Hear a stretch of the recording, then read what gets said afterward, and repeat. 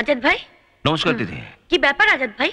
এই থানাতে কত বড় বড় পুলিশ অফিসার এলো গেল, কেউ তোমায় কিছু করতে পারলো না। রানা প্রথম দিন কাজে যোগ দিয়ে হাসছো যে? আমি নিজের থেকে ধরা না দিলে রানাকে আমায় ধরতে পারত? পারত না। আমি ইচ্ছে করে ধরা দিয়েছি। ইচ্ছে করে ধরা দিয়েছো? কেন?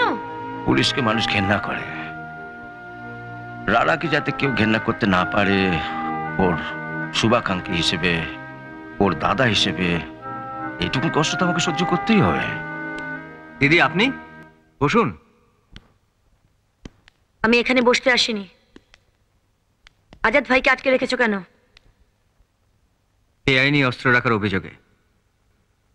শোনো, আমি আজাদ ভাইকে জামিনে ছাড়িয়ে নিয়ে যেতে চাই।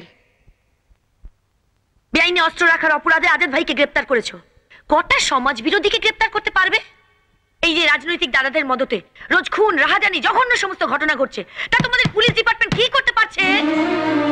আজাদ ভাই ওই অস্ত্র রেখেছিল নিরীহ বস্তিবাসীকে রক্ষা করবার জন্য, মাস্তানি দেখাবার জন্য নয়। তোমার কি উচিত ছিল না আজাদ ভাইয়ের হাত দুটো নিজের মাথায় রেখে বলা, আজ থেকে আমার জীবনের একটা নতুন অধ্যায় শুরু হলো, তোমার আশীর্বাদ চাই?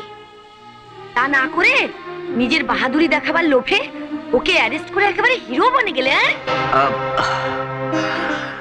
বাহাদুরি নেওয়ার জন্য নয়, যেই অন্যায় করুক না কেন তার বিরুদ্ধে আমি লড়বো, প্রতিবাদ করব। আর সেই জন্য সরকার থেকে আমাকে এই পোশাকটা দেওয়া হয়েছে।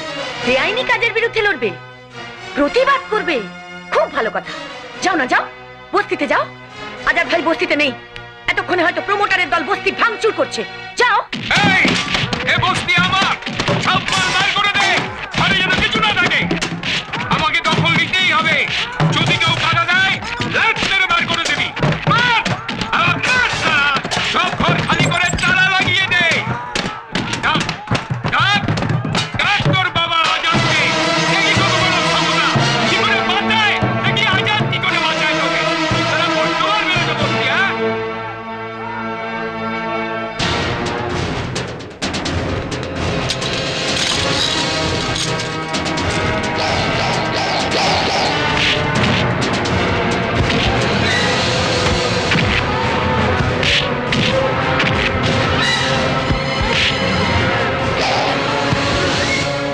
এই যে আপনার গুন্ডা বাহিনী নিয়ে এক্ষুনি বস্তি ছেড়ে চলে যান।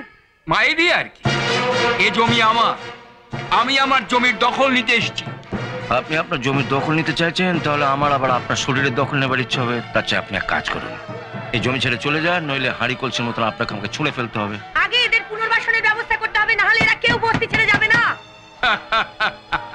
আমি কোর্টের কাগজ নিয়ে এসেছি, দেখি কার ক্ষমতা আমাকে আটকায়। আইন দিয়ে এই আইনকে আটকানো যায়। এই হচ্ছে কোর্টের স্টে অর্ডার। আমি নিজে গিয়ে এক্ষুনি কোর্ট থেকে নিয়ে এসেছি। 5 মিনিটের মধ্যে যদি আপনি আপনার লোকজনদেরকে নিয়ে বস্তি খালি না করেন, তাহলে কিন্তু আপনাকে আমি অ্যারেস্ট করতে বাধ্য হব। হ্যাঁ, আর যাবার আগে আপনার লোককে দিয়ে যার যার ঘর থেকে যে যে মাল ফেলেছেন সেগুলো তোলার ব্যবস্থা করে দিন, নইলে এটা আবার কথা বলা শুরু করে দেবে। এই মালগুলো তুলে দে। নমিতা সান্যাল জিন্দাবাদ, নমিতা সান্যাল জিন্দাবাদ, নমিতা সান্যাল জিন্দাবাদ। বাবা, হ্যাঁ কি রে? না, কত দিলি রে? 7,000। তোর মাইনে তো 7,500 টাকা। হ্যাঁ, ওই 500 টাকা আমি একটু রেখেছি। ঠিক ও, আছে।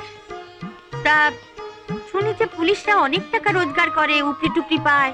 ছি ছি মা, ছি, তুমি দাদাকে ঘুষ নিতে বলছো? ছি ছি কি রে? এখন তো শুনি পুলিশটাই বেশি ঘুষ নেয়। সব পুলিশের সাথে তুমি ভাইয়ের তুলনা করো না মা। বড় বড় পুলিশ মহলে ওর যে নাম ডাক। আমি কি আমার নিজের জন্য বলছি? কদিন বাদেই তোর বাচ্চা হবে, তখন কত খরচা বলতো? তারপর যদি অপারেশন করতে হয়। ঘুষের টাকায় আমার সন্তান পৃথিবীর আলো দেখুক, এটা আমি চাই না মা। বাবা, এবার তোকেও পুলিশ পুরস্কার দেবে। দাও টাকাটা দাও। বাবা, আমি ওই 500 টাকাটা রেখেছি ছোটুকে দেবো বলে। খুব ভালো করেছিস তুই, খুব ভালো করেছিস। আজাদ কি করে ছাড়া পেয়ে গেল? আপনি তো বলেন ওকে কোর্টে চালান করে দেবেন। বলেছিলাম, বলেছিলাম স্যার, আসলে ওই নমিতা সান্যাল সেদিন থানায় গিয়ে গোটা ব্যাপারটা কিরকম গোলমাল পাকিয়ে দিয়ে। আরে নমিতা নমিতা নমিতা, ওই একটা মেয়েকে আপনারা এত ভয় পান, তাছাড়া ও তো ভোটে জেতেনি এখনো, আর আমার মতো এমএলএও হয়নি। একটা কথা মনে রাখবেন স্যার, ওরা কিন্তু কাজ করবার জন্যই ময়দানে নেমেছে। ভোটে জিতলেও কাজ করবে, হারলেও কাজ করবে। হারলে ওকে কাজ করতে দেবে কে, আর ভোটে জিতলে তোকে লকাবে পুরো। কিন্তু ওর যা জনপ্রিয়তা দেখছি স্যার, আমার তো মনে হয় না যে। রাখুন আপনার জনপ্রিয়তা, শুধু জনপ্রিয়তা থাকলেই হয় না, ভোটে জিততে গেলে চাই। এখন সব কথা ছাড়ুন, রানাকে তো আপনার কন্ট্রোল করতে পারছেন না, সামান্য পেশাই হয়ে যা শুরু করেছো।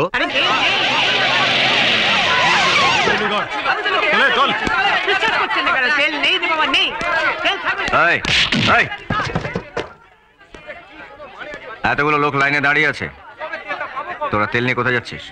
এটা আমরা পেয়ে থাকি। মাস্তানি করলে এটা আমি দিয়ে থাকি। ওদেরকে বল চলে যেতে, নইলে লকাবে পড়বে। দেখুন স্যার, আমাদের তেল দিয়ে রোজ রোজ ব্ল্যাক করছে, দেখুন স্যার, প্রতিদিন এইরকমভাবে চলে। এতগুলো লোক লাইনে দাঁড়িয়ে আছে, ওদেরকে তেল না দিয়ে তুমি তিনুকে তেল দিচ্ছিলে কি কেন? করবো স্যার, বউ বাচ্চাদের এই ঘরের মধ্যেই থাকি, তেল না দিলে বোম মারবে যে। বোম মারবে? কাল থেকে লাইনে যারা দাঁড়িয়ে থাকবে তাদেরকেই শুধু তেল দেবে, আগে স্যার। নইলে কিন্তু আমি তোমার লাইসেন্সটা কেড়ে নেব। যাও তেল দাও। হ্যাঁ নিশ্চয়ই স্যার, নিশ্চয়ই দেবো স্যার। তেল দিবি, নিয়ে কাট নে, টাকাতে পয়সা, তেল দে তাড়াতাড়ি, তেল দে রে বাবা, দে, কাট দে, কাট দে না। তেল দিচ্ছিস? স্যার বলে গেল যে। কি বলবে? চল চল, তোল তোল তোল, अबे जल्दी जल्दी कर ना, हाथ लगा, चल चल चल, अरे साला ये साबु के चीज नकी है, चल भाग। ठीक है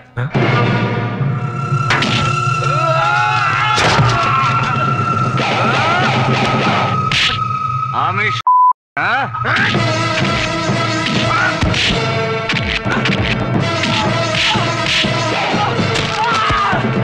বেশ করে মারুন।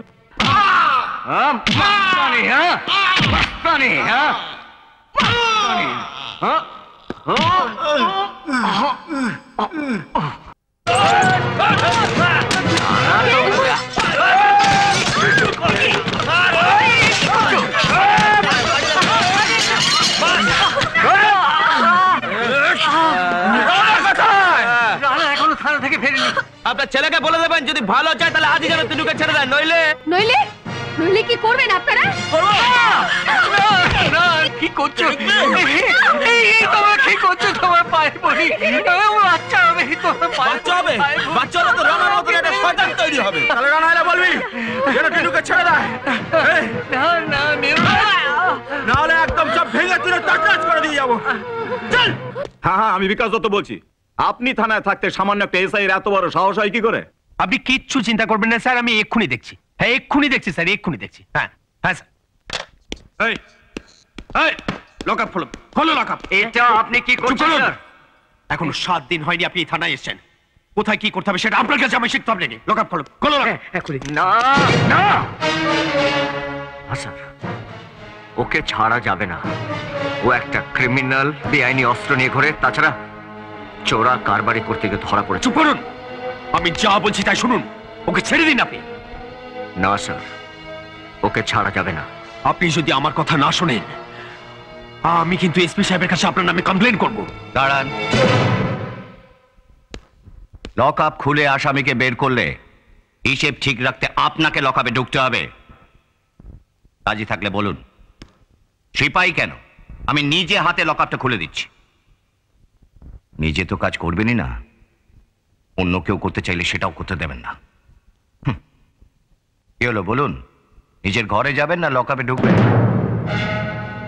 যান, ঘরে যান, যান।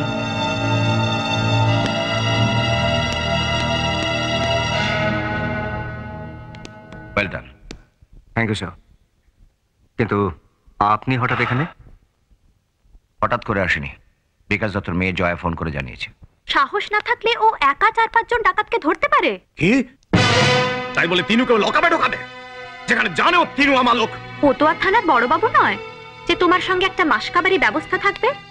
তোমার লোকেরা যা ইচ্ছা তাই করে বেড়াবে আরো মুখ বুজে সহ্য করবে? তুমি বাবার বিরুদ্ধে কথা বলছো, তোমার এত বড় সাহস? তুমি অন্যায় করলে আমি তার প্রতিবাদ করবই বাবা। আসলে বাবা, ও হলো ঘর শত্রু বিভীষণ।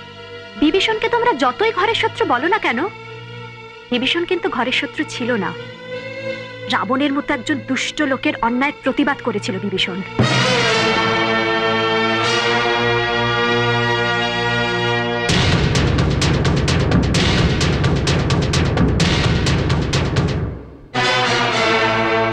ভাঙচোরটা কে করলো? কারা করলো তুই জানিস না?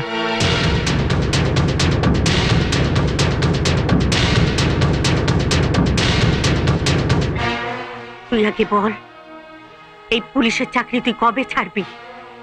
বল, এই পুলিশের চাকরি তুই কবে ছাড়বি?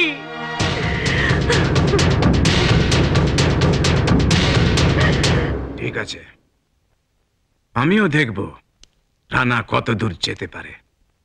সামান্য একটা উটকো ঝামেলার জন্য তিনুকে এতগুলো দিন গারদে কাটাতে হচ্ছে। আর 2 দিন আমি দেখব, তারপর অন্য কথা। দরকার হলে জেলের গরাদ ভেঙে বার করে আনবেন, তাই তো? তুমি এখানে কি চাই তোমার? আপনার পোষা গুন্ডাদের, তারা আমার বাড়ি ভাঙচুর করে এসেছে, আমি এখন আপনার বাড়ি ভাঙচুর করব। বলুন কোনটা ভাঙবো? এই দামি জিনিসপত্রগুলো না আপনার মুখটা?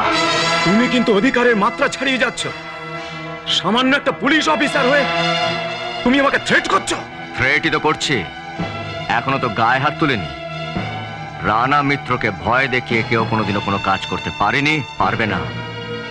আমি একজন পুলিশ অফিসার, আমার কাছে একটা এমএলএ আর সাধারণ মানুষ এক। প্রয়োজন হলে আমি আপনাকে আর আপনার ছেলেকে জেলের ঘানি টানাতেও পিছপা হব না। এই ইন্সপেক্টর, মুখ সামলে কথা বল। আমাকে না সামলে নিজের বাবাকে সামলাও।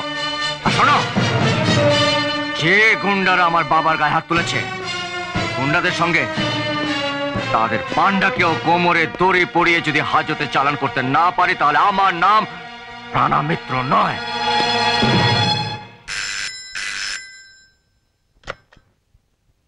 হ্যালো, এসপি বলছেন? ওর এত বড় সাহস! আমি এখানকার এমএলএ, বেটা সেদিনকার ছোকরা চুনোপুটি অফিসার আমার বাড়িতে ঢুকে আমাকে শাসিয়ে গেল। আপনি ছেড়ে দিলেন কেন শালাকে? হাতে চেম্বার ছিল না? টানা ঢুকে দিতেন। ছেড়ে দিলেন কেন? মাথা মোটা কোথাকার। আরে তোকে ছাড়াবার জন্য আমাকে কত ছুটোছুটি করতে হয়েছে জানিস? সামনে ভোট, মাথা গরম করলে পাবলিক সিম্প্যাথি হারাবে, বুঝেছ? কিন্তু স্যার, আপনার মেয়ে জয়া ওর সাথে, আরে আমি নিজের চোখে দেখেছি। ব্যাপারটা বুঝতে পারলেন স্যার? রানা কিন্তু এক ঢিলে 2 পাখি মারতে চাইছে।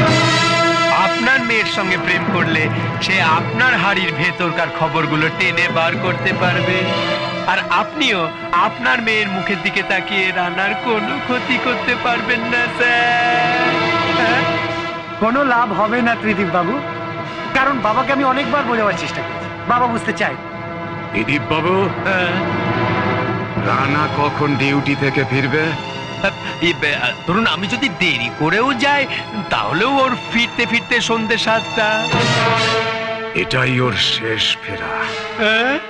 এরপর থানায় ঢুকবে ওর লাশ।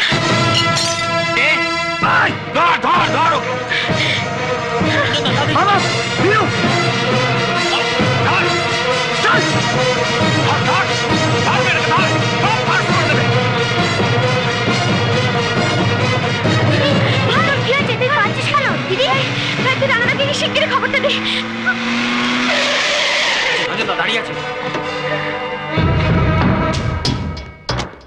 তাহলে জানেন দরজার আড়াল থেকে কি শোনা হচ্ছিল?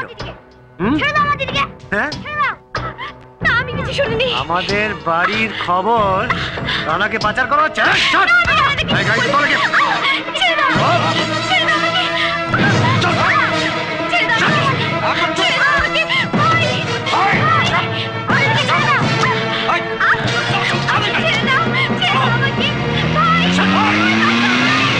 হ্যাঁ রে, তোর খেয়াল আছে তো কাল মিনু ডেলিভারি ডেট, কাল সকালে ওকে হাসপাতালে ভর্তি করতে হবে। হ্যাঁ বাবা, সেজন্য তো আমি আমার ডিউটি আওয়ার্স চেঞ্জ করে নিয়েছি। করে নিচ্ছিস তো? দাদা দাদা শোন, ডাক্তারবাবু বারবার বলেছেন দিদি মানসিক দিক থেকে খুব ভেঙে পড়েছে, ওকে একটু স্বাভাবিক করতে হবে, না হলে বাচ্চাটার। ঠিক আছে, আমি দেখছি। আচ্ছা টিনা, বলতো দিদির কি হবে? দিদির মেয়ে হবে। দিদির ছেলে হবে। আমি বলছি দিদির মেয়ে হবে। তুই কিছু জানিস না? ছেলে হবে। না না, মেয়ে ছেলে হবে। তুই এদিকে, এদিকে, এদিকে। তোমার মতো সঙ্গী পেলে কুছ পরোয়া নেই, কৃষ্ণ যখন সারথি জিতব সহজে।